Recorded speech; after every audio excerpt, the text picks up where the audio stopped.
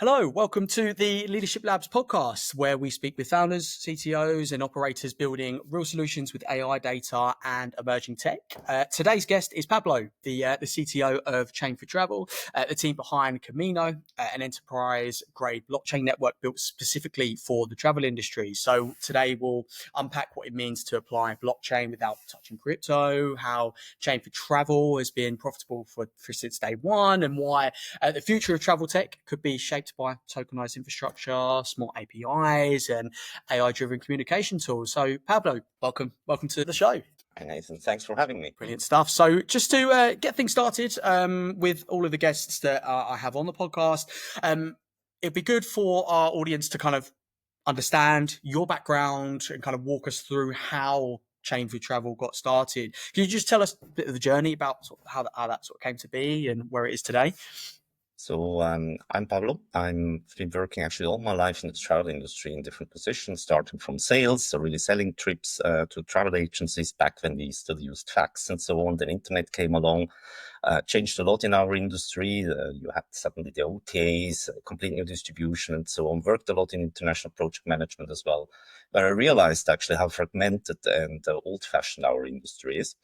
And that made my way up to being responsible for IT department of the whole tour operator group here in Europe. And basically there, we always had to fight with the different technology stacks and so on. And one of the reasons we founded then Chain4Travel together with my two co-founders was actually that we wanted to use a decentralized technology for a decentralized industry because it makes a lot of sense. Plus, we opted for blockchain because actually blockchain already today can mitigate some of the issues we have actually in our industry, like high payment costs. I mean, the average costs in the travel industry with credit card fees is like 3 to 5%. But on the other hand, travel businesses have a very low margins. I mean, most of the airlines operate on a 1% margin, for instance. So there already people from the blockchain space will be thinking, hey, why don't they use stable coins actually to actually mitigate those costs or cut those costs at least in half, right? And there were other things as well. We saw that are coming, like more digital wallets are coming, digital IDs are coming, digital money, crypto, stable coins, but also CBDC are coming.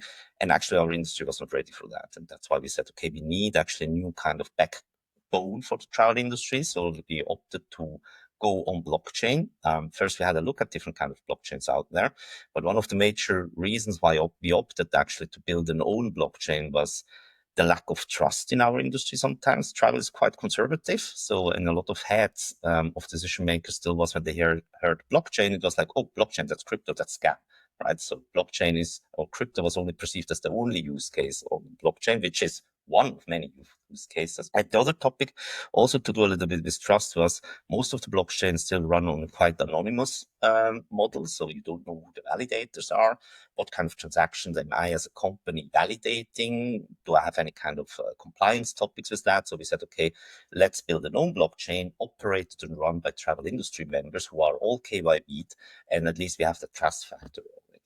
On top also, what was very important for us, because travel is a seasonal industry, that we had a base technology where the validators on the one hand could also define what is the gas fees, because I mean, most of the blockchains out there still operate on a model. The more traffic there is during a certain period of time, actually then the gas fees go up, right? And if you tell an airline, hey, listen, in low season, you have to pay a few cents to tokenize an airline ticket, for instance, but in high season, it may be up to 10, $20.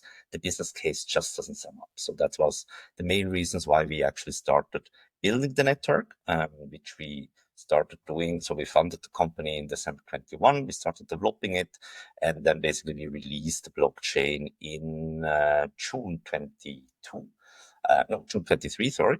And since then we have been processing more than 3 million transactions. So we're still humble beginnings, but actually now it's growing the amount of transactions because also we have more companies using it for different kinds of use cases, and we are quite happy with the development at the moment. Yes. Fantastic. Brilliant. Yeah, really, really good insight. Yeah, really, really interesting stuff. Just to go back on what you mentioned. So with blockchain and crypto, as you mentioned, obviously there's that lack of trust, you know, in the general kind of industry. And obviously there's some skepticism in some aspects. But from your perspective with the travel industry, what was the in terms of the approach to the industry, were there any challenges, when you'd meet with certain clients around that sort of trust element, or would you say, it was a bit more kind of easier to transition into? What was your sort of process around that? Our approach was always going B2B first. So we have certain partners. I mean, we as Chain4Travel, we are only building infrastructure. So the blockchain and the connectivity layer on top of that. And our partners build applications and use cases on top of it. But we basically communicate only with companies, so not with end clients. And the main challenge there was definitely that blockchain, it has come a long way since I first engaged with blockchain in 2016, but still usability is sometimes still difficult. I mean, if you have to tell the finance department, hey, now you need wallets, you need seed phrases, you need to buy stable coins somewhere. So for them, it's complete new processes, right? And that's why we are also partnering up with partners who make this as seamless and user-friendly as possible, so that they still can have their traditional payment flows, for instance, but they send it to a payment provider. He tokenizes them in the name of them, and it's basically the same process. Then the other topic, of course, is also the lack of knowledge. I mean, blockchain technology know-how is nothing that is widely used in the travel space. So we had to build up that knowledge as well. I mean, usually whoever is a good programmer can learn Solidity or smart contracts very, very fast. But it's also more the understanding, what can I use this blockchain for? So we invested a lot into events, into newsletters, into knowledge sharing, consultancy as well, helping them better understand what can I do and what not. I mean, we often also turn down ideas by telling them, hey, listen, actually, this is not a blockchain use case. You don't need actually a blockchain for that. You can use any kind of other database. But I think it was definitely the state of knowledge and also a little bit the usability of certain tools in the travel space, where if you have a lot of volumes, if you are doing a lot of transactions, it just gets tedious, right? And there, I think the whole Web3 industry has done great improvements over the past few years, but we are still not yet there that it's as easy as send a bank transfer sometimes. Yeah. Okay, but it's in that forecast for it to grow and naturally kind of be on that sort of accelerated path to sort of scale over the years. I think it's definitely there. Okay, so can you just walk us through the process of a user's interaction with Chain4Travel and how that sort of works for kind of any user that's maybe completely new and is just coming onto this sort of platform? How does it? What's the sort of walkthrough in terms of how it would typically work? So as said, usually, I mean, we have a business development department. Our whole team is actually working in business development partially. So basically what we do, we reach out to travel companies where we see, hey, they have, and we engage with them asking, hey, have you heard about Camino, the blockchain? What are the pain points? There is a lot of interest now as well, rising more, because I think the AI hype is flattening down a little bit. But last year it was quite difficult to reach out to companies because everybody was busy with AI and AI agents, and all our board members tasked us actually to investigate the AI first and blockchain second. Now people are actually more understanding that AI and blockchain makes a lot of sense to combine those two technology. The usual thing is usually we basically invite them for a demo session. So we walk them through how does this work, what kind of use cases are there. Then we switch over to them asking, okay, what kind of pain points or what did you have in mind? And I would definitely say in the first 2 years, we reached out to over 1,000 companies worldwide because we have global ambitions, and travel is the second largest industry there is. So there's a lot we can actually cover. We work today with airlines, with airports, all the big tour operators in Europe, car rental companies, insurances, but there are all the travel verticals we have not even touched yet, like for instance, cruise industry or tours and activities and so on. And basically, once they understand a little bit the concept behind that. It's also a little bit a new approach to the travel industry because it's decentralized, it's open source. So the industry is not really used to engage with open source topics there neither. And so basically we guide them, we consult them, we help them till a certain point where they have like a use case or a project defined. And then it's either they start building it or we hand them over to one of the partners in the network where they can get some help. The help can be various flavors, right? I mean, it can be lawyers in the network, it can be consultancy companies, product designer, development companies. So what we tried to do to the Camino network was also add what we call building blocks, because nothing more frustrating if you have finally a partner who says, hey, I want to do something, but he can't because he doesn't have the internal skills or resources or whatever, right? So that's why we also build up that capability within our network. And then they start doing that. What we then help do is, of course, as well, connecting companies. So we have a lot of projects who started as a single project. And then part of our business development as well is to connect them with other Web3 travel companies in the space. So because we really believe that blockchain, the power of blockchain is best used if companies start working together on the blockchain directly. Right? That's how we do. We do a lot of events. We do hackathons as well for companies. So it's B2B companies, sending in their teams, basically taking out people from their daily hamster wheel and operations, sending them for 2-3 days so that they can learn the new technology and use case. And that works quite well. Yeah, fantastic. Yeah, different avenues. Even on that education piece, I think is really great to see on that side as well. I wanted to ask in terms of that business development piece. You mentioned obviously you reached out to 1,000 companies, and obviously did you know about the Camino network and things like that? Going through that process when speaking to prospective clients, were there any particular objections that were maybe common that will come up? I mean, you get more no's than yes at the beginning. That's true. That's I think if you are trying to sell a new technology, that's definitely something. But the good thing is, as we have been advocating for wallets and stable coins and digital IDs since the beginning, now people are hearing that as well, left and right in the media, right? I mean, the European Union, for instance, is launching the UID wallet, which they are now pushing forward. The European Central Bank is now launching the digital euro agenda, which we are also in the consortium of both projects with European Union. And that definitely helps. I think the objections wise, it was often a restraint of budget. It doesn't fit the roadmap.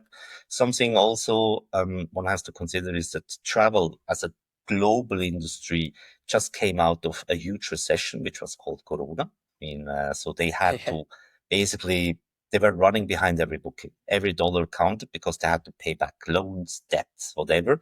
And most of the IT roadmap stopped for almost 2 or 3 years. So they were catching up with their existing things. So it's as with every product launch, I think you need to find customers who are there, have resources, have a slot, or really understand then what kind of business benefits there are. I mean, the good thing is our whole team is from the travel industry, so we can definitely understand the problems, and we can discuss that with them and basically show them as well where this technology can help them. And something which was very important for us was what we call our lighthouse projects, right? Big brands like TUI, like the Lufthansa Group, who is very engaged currently in our community, showing to the others what they are doing, right? And this then, of course, triggers on the one hand side, oh, my competitor's doing this, maybe I should also have a look at that. Right? But I would say, coming back to your question about what are the common no's, it was lack of understanding of the technology. It was also, we as a startup had to learn how to present the technology, because as many technology startups at the beginning, we were maybe too much focused on the new hot technology part and less on the problems it solved. Right. Once we flipped that script and we basically said, okay, listen, you have a topic here and here and here. Would you like to double your EBITDA margin and stuff like that?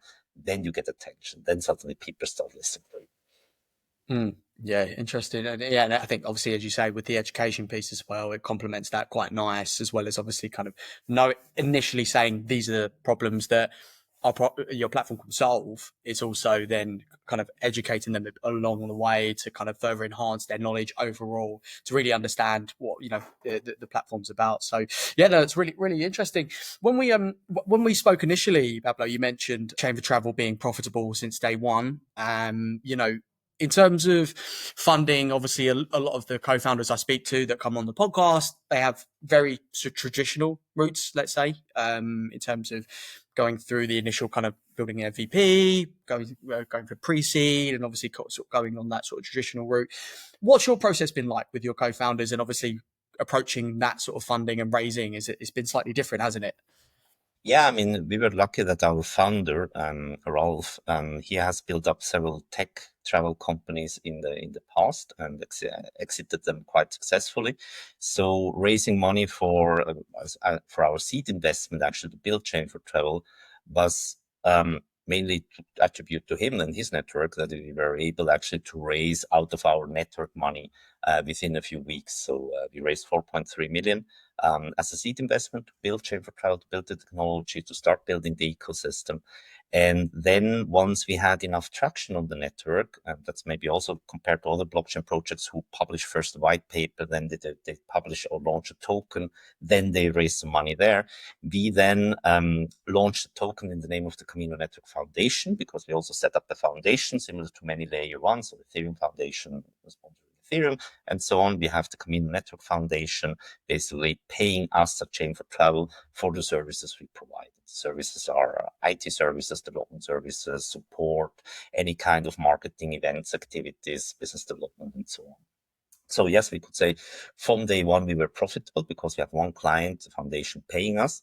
And what we saw over the course of time, because at the beginning, that was the model. We said, okay, we are only a service provider. We are not going to build applications on top of that because we don't want to interfere or get into a competition landscape with all the travel technology providers we have also on board. Because that was also part of our strategy to onboard travel technology providers in order to let them build applications for their client, right? Because it's usually easier to sell a product or a tool than infrastructure. Infrastructure is always like, okay, the company that buys into the infrastructure needs to do something with it themselves. So you're not buying something off the shelf. So it's like, we wanted more products on that. And then once we had 1 million transactions on the network, we actually launched the Camino token. That was earlier this year, mid-January. Also, Mika came along, so that was nothing we foresaw when we said, okay, 1 million transaction first to really show out there is traction on the network and so on. Then we had, of course, to do Mika compliancy. We were also the first project go in Italy being Mika compliant with our token. And we raised in a pre-sale of the token prior to that, we raised another 4.5 million. So roughly we raised 10 million US dollars over the course of the last 3 years. And of course, as a startup, fundraising never ends. And we are now again in a new round to basically raise more money for the products we have built and want to expand actually the product line now. Yeah. Perfect. And just going on that as well, in terms of traction for yourself geographically, what's the, is there any particular commonality between certain like locations geographically that you're seeing a bit more sort of presence? We were quite strong, or we are quite strong in Europe. I would say we cover 70% of all major brands, travel brands in Europe already. Our validators, so companies running the network, are actually on all different continents already today. So we have validators in Asia, in Africa, South America, and so on, but we're really strong in Europe. And part of the funding currently we are gathering is actually as well to expand our footprint. I mean, it is easier today to talk with companies around the globe, but it's still I would say the cycle till you get the first contact with a company, till they really do a project and go live, are quite long. So they need a lot of interaction. We need to knock on their doors, and that's why we want to build up a network of what we call satellites. So people boots on the ground who can then actually take over certain region. We have now one person in Asia and Thailand who's doing APAC for us. We are quite strong in Europe. We used as well to work with partner travel technology companies, for instance, in South America as well. So they would visit fairs, they would go out. So we are trying different avenues there. But our vision is definitely to become a global enterprise with, basically satellites or hubs around the world. Yeah. Okay. Interesting.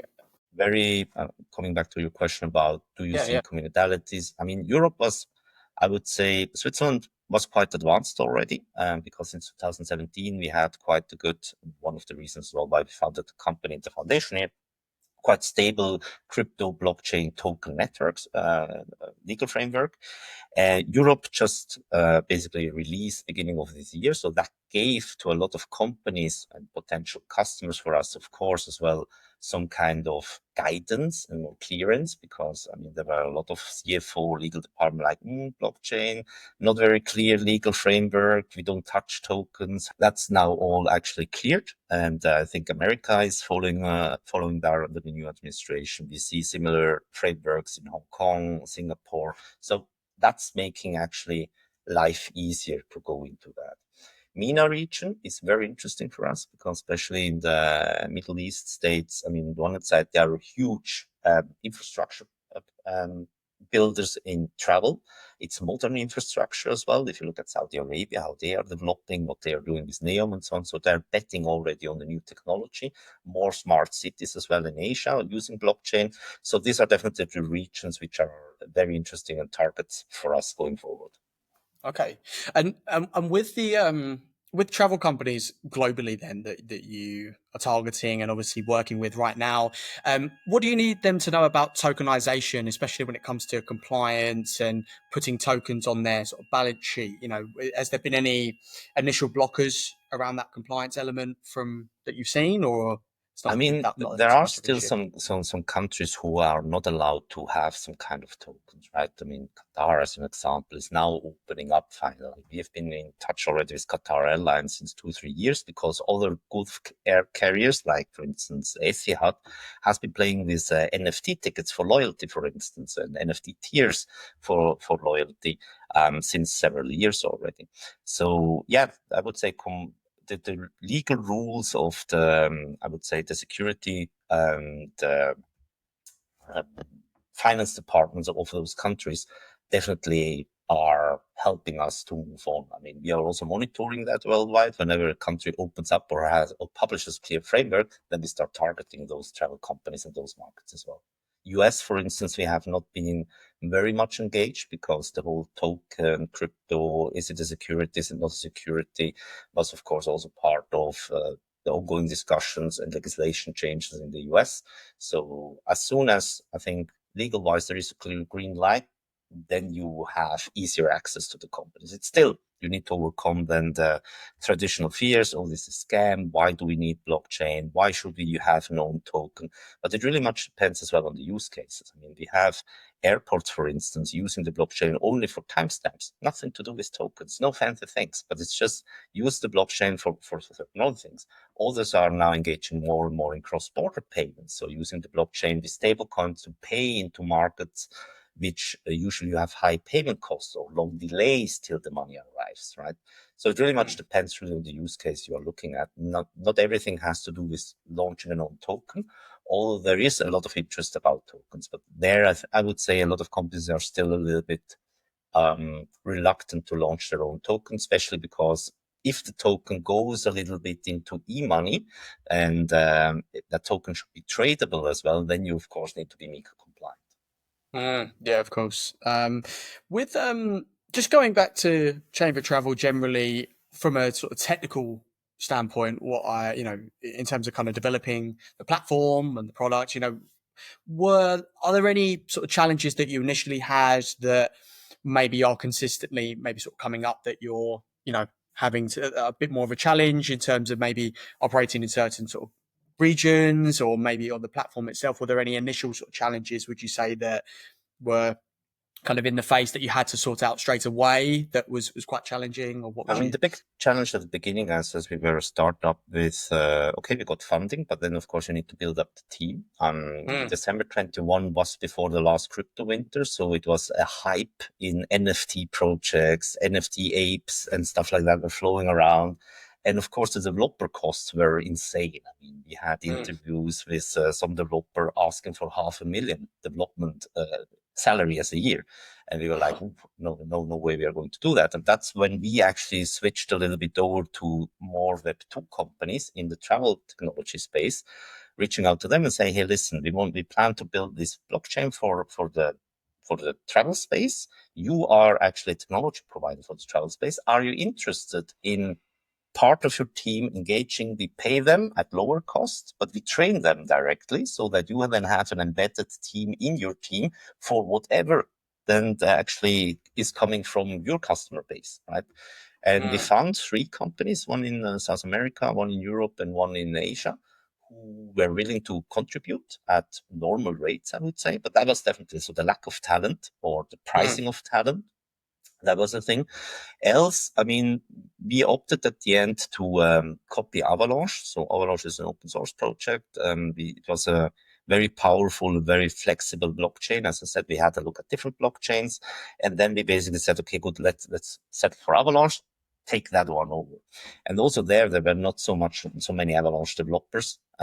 So we had to build up the knowledge ourselves. Made, of course, also some some errors there. So you have to pay for things because we didn't have experts. But overall, it went quite smooth. And the good thing is also from start, we invested a lot into automated testing. I think it was one of the best projects I have worked so far when it comes to automated testing, because there is always, you change something, it's difficult to break. I mean, in the old world, the centralized world, if something breaks, okay, you ship an update or a bug fix and restart the server and all good. In a decentralized world, it's much more complicated because then you need to actually ensure that this patch is applied to all the validators which are not under your control. So much more coordination, much more time frames to get stuff in. And yeah, I think it was an interesting learning as well to work in a decentralized world for us, because I've been working 25 years for big corporate companies with centralized ITs, running our own servers and stuff like that. And now it's much more collaborative and much more coordination. Something we also did there, which was also quite new for me, was bug bounties. So we launched a kind of bug bounties program as well for the aspect of security, because as you know, even if an application, a blockchain is being hacked or the blockchain comes to a halt, I mean, this is very bad reputation. That hinders a lot of builders and to settle for a blockchain. Yeah. Okay, fantastic. It's good to know. Good to see that. In terms of the challenges from your side, and as you say, it's slightly different. And but I mean, it's surprising even on the talent aspect as well, and the pricing out. And I think obviously it's hard to find these kind of specialty types of people globally. It is quite hard because it's super niche. But surprise. I mean, 500,000 is a lot of money for. Yeah, I was even thinking to start programming myself. So. I'm thinking I might do something on the side. This is crazy. No, but that was complete during the hype period, right? And I mean, there were even people from parts of the world where you usually get good talents at a cheaper cost than in Europe or in the US, and they were arguing. Also, I mean, understandable, saying, hey, why should we earn less money than people in the Silicon Valley, for instance? We are doing the same job. And there's a lack or shortage of talent, so we can actually increase our prices. Fair. So, we were able to build up a small, good team together with partners. And once actually we launched the blockchain, we also were able to scale down the team very smoothly because we had this deal with the travel technology partner. So we said, okay, we are investing as well into your knowledge. So because they were all most of them were programmers without blockchain knowledge. Some of them had personal interest, personal playing around with crypto, and they got the chance to build something in the space, which now is up and running since 2.5 years and generating 100,000 transactions a week. So it's not bad. Perfect, nice. And then with the platform and growing Chain4Travel, what does the next phase of growth look like for the remainder of the year, going into next year or so? What does that sort of look like from so one of the use cases, because I mean the use cases are quite diverse, I would say, the platform is used for. I mean, most of the blockchain are still looking very much at DeFi products and gaming products. On our blockchain, we have from tokenizing of tickets, be it event tickets or flight tickets, creating a new business model by trading those tickets as well, down to novel insurance type, using the blockchain for sustainability or just timestamps as a verification layer. So a variety of different use cases. And one of the use cases that a lot of travel company asked for was like, hey, how can I use the blockchain to book stuff and distribute stuff? I want to put my inventory as an airline on chain. How does that work? And we came to the conclusion that actually the blockchain is the wrong medium to do that, because I mean, travel in general, if you go today on British Airways or any other airline, you will see a lot of price changes, right? It's very dynamic. We call that dynamic pricing. There's a whole lot of yield management behind that. Usually in the old days, you would have 26 different kind of flight prices per flight, because that was the alphabet, which was in the old systems. Today, you have up to 900 different price points, and they change constantly depending on your location and your device. Uber is a good example, for instance. I mean, if your battery is running low and it's raining, you will have a higher price than your colleagues with a full battery, because you're kind of more desperate to find a Uber and willing to pay a higher price and stuff like that. So we do a lot of dynamic packaging as well.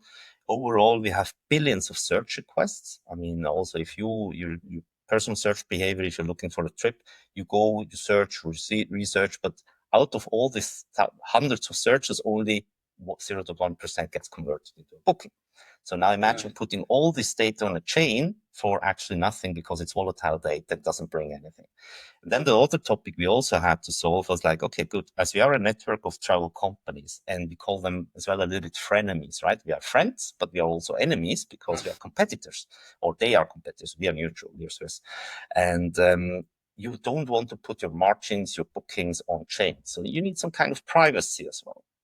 And that's something you see in a lot of blockchains now, with zero proof, with privacy protocols coming, or some new layers. And we said, okay, how do we tackle this? What we built was actually a decentralized communication layer on top of Camino, which allows any kind of APIs to be plugged in. So airlines are plugging in their distribution APIs, hotels are plugging in, the tours activities provided. We have as well carbon credits, and so on and so on. So basically, whatever is interesting for the travel space can be plugged in. And it's a decentralized system. Imagine like a Telegram or a WhatsApp, which does not work with your phone number or an account, but with wallets. So it's business wallets communicating with each other. You can top up those business wallets with your stable coins or your form of payments. And you can not only book through that, but you can also pay directly through that, because this was also one of the reasons why we opted for blockchain. Blockchain is the only technology out there where you can not only make a transaction, but you can also transfer value in the same microsecond. Right? This takes away also a lot of trust issues.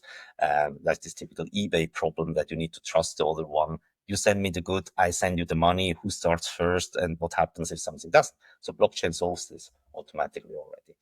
And what we now found out is actually that everybody's now talking about AI, that this Camino Messenger is a perfect layer which is missing in a lot of agentic or AI use cases today, because it's also already identity. We have every company KYB, we work there with an external provider. It solves the payment because it's already integrated with actually wallets.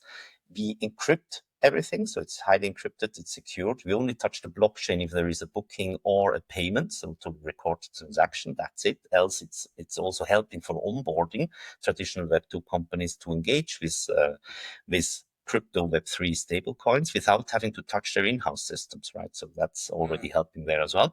And what we also do is we standardize the requests, so meaning that you connect once to the system, and we have different kind of requests, you could say. So you have a language for flights, you have a request for hotels and so on, but any hotel provider connected to the system will receive exactly the same request. And then it gets mapped to their own API. Because that's another problem in travel. We don't have any standards at all. I mean, the only standards you could say is the IATA code, so LON for London or ZRH for Zurich. That's more or less available in all the systems. But for the rest, API calls, methods, everything is different. And this takes a lot of effort as well. If you are like an intermediate or an OTA or a selling platform, to plug in and maintain all these APIs. So we are trying to get away or take away that pain. We launched protocol end of last year. Now we have the first partners already connected on the test system. They are now planning actually to go on the live system, and definitely we will see a lot of growth coming from this kind of booking transactions over a decentralized system. And the nice thing is we had with Lufthansa Group quite an interesting hackathon. It was an internal hackathon Lufthansa did together with our team and distribution partners of Lufthansa, and they came to the conclusion that actually distributing through the Camino Messenger is way cheaper than the traditional channels. It's even faster, it's even greener, and it's 25% even more efficient without doing so. So definitely a lot of good KPIs we found there, and now that needs to be rolled out, explained, of course. But I think the business case is pretty strong, I would say. And now we are actually pitching that a little bit. Now, as it has been built as an agnostic layer, it's also a perfect base for any kind of AI agents. So any companies can plug in their MPC servers, their AI agents, and then at the end communicate through this trusted network in a standardized and secure way. So that's one of the products we have launched. We have ideas for further products. This is more visionary. I mean, you have heard for sure about WeChat at the end of the day. And I mean, if our thesis is correct, that digital wallets are coming, digital money is coming, and digital IDs are coming, this means that every travel app you have today, the audience has on their mobile phones, needs an upgrade, right? And the big brands most probably will invest millions into doing so to keep their own brand. But what if, and I mean, this is also one of the reasons why there is no super app in the Western world compared to Asia. What if we could actually generate an ecosystem app which can be licensed by any travel business? So meaning you have your own products there, but if you're interested to show Uber, Lufthansa flights, or whatever use case there is on Camino, why not show it as well on the front end? Because for us, it was the next step of thinking, okay, now we have the infrastructure, we have the business ecosystem, which is growing, we have the connectivity layer. Now more and more use cases are being built. How do we show that? Because even I struggle sometimes if I read or hear from other blockchains, yeah, we have 60,000 apps there. Where do I find them? Where can I see that? There's no Google App Store or something like that. And our first idea was to build an app store, but then we said, actually, we could also solve problems on the front end part. Imagine having one travel app which covers your customer journey. That would be kind of cool. But that's our vision where we are working slowly to. Perfect. Fantastic. Yeah, really exciting stuff then. Lots to look forward to. And look, we'll, again, we'll link everything so our network can obviously reach out and just, keep an eye on how things are going. Just one more question then, Pablo. Really great having you on. One more question that I tend to ask all of the guests that I have on the show. From your perspective, co-founding Chain4Travel with your experience in industry, what is the best advice you could give to someone who is thinking about co-founding a startup or in the midst, similar to yourself, is already kind of in the know and kind of building teams, building a product, and actually co-founding a startup? And people are just generally interested to know, what would be your advice you'd give from your perspective as a co-founder? Lots of learning. Honestly, it was my first startup I co-founded. Definitely check that you have good co-founders if you are not alone. So work should be distributed equally. Also protect your cap table and your equity as much as possible. The other thing I would definitely advise, so if you raise money, I mean, then the thing is, usually in the old days, they were like, okay, now scale. You need to have big teams, big advisor boards and so on. Be careful with the money because the money really, it melts like snow in the sun, right? I mean, it goes very, very fast away. You will have infrastructure costs, you will have scaling costs.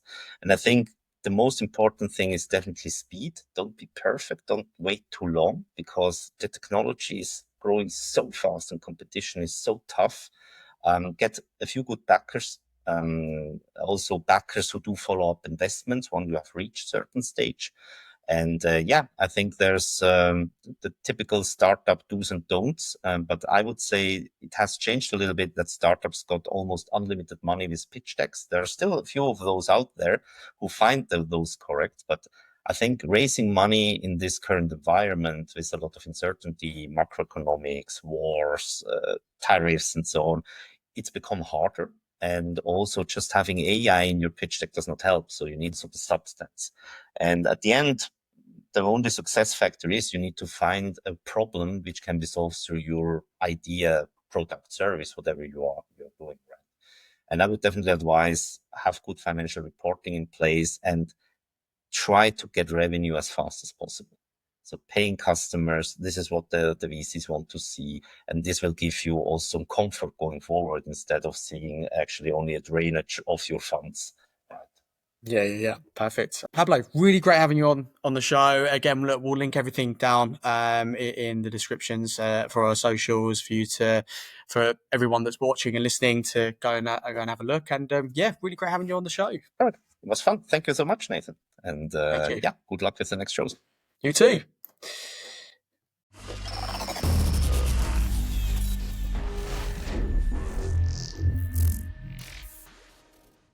Thank you for another lightning episode of the Leadership Labs podcast. If you found today's episode thought-provoking and insightful, be sure to subscribe to the Leadership Labs on your preferred podcast platform or on YouTube.